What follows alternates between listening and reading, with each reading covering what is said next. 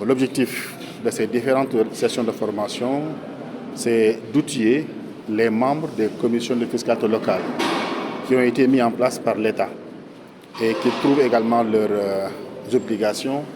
à travers les articles 308 et 309 du Code général des impôts. Parce que les membres des commissions de fiscalité locale jouent un rôle important dans la mobilisation de ressources, surtout en matière de suivi, mais également d'évaluation de toutes les opérations qui sont liées aux impôts liés au patrimoine bâti et au patrimoine non bâti. Donc l'objectif du Forum civil, c'est d'accompagner les collectivités territoriales pour asseoir une bonne politique de mobilisation de ressources, mais également inciter à mener les populations à s'acquitter de leurs obligations fiscales. Maintenant,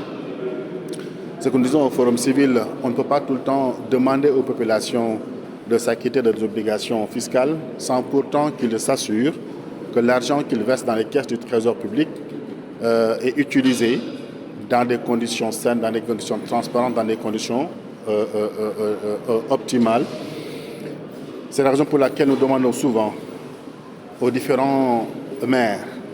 de tout le Sénégal, s'ils veulent que les populations paient les impôts, y compris les décideurs au niveau national, il faut qu'ils fassent preuve de redevabilité, qu'ils reviennent auprès des populations pour dire,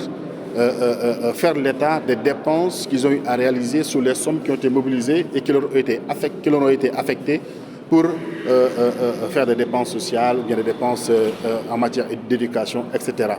Donc le principe du consentement à l'impôt doit impérativement s'accompagner par une obligation de redevabilité de la part des décideurs. Parce que le sentiment le plus partagé,